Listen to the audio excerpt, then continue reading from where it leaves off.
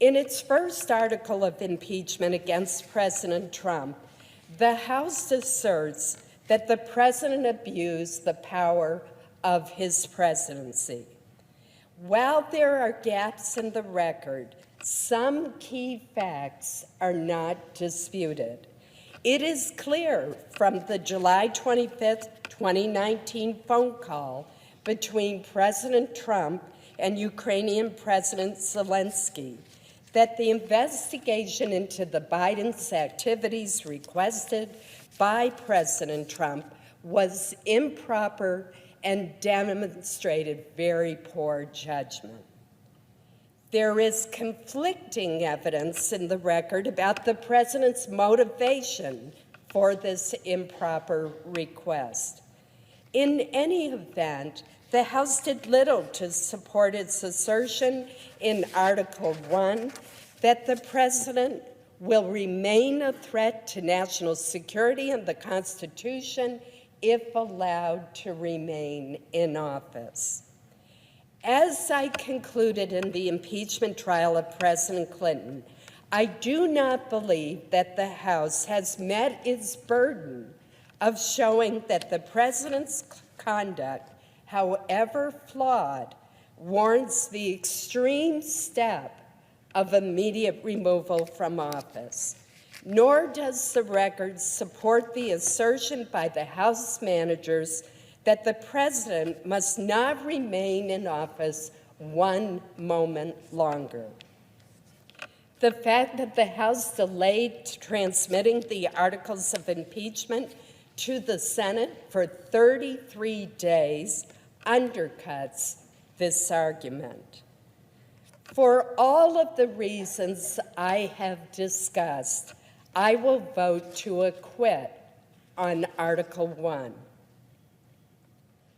Article 2 seeks to have the Senate convict the president based on a dispute over witnesses and documents between the legislative and executive branches.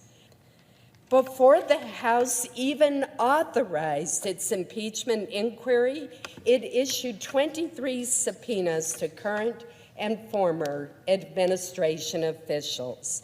When the House and the President could not reach an accommodation, the House failed to compel testimony and document production.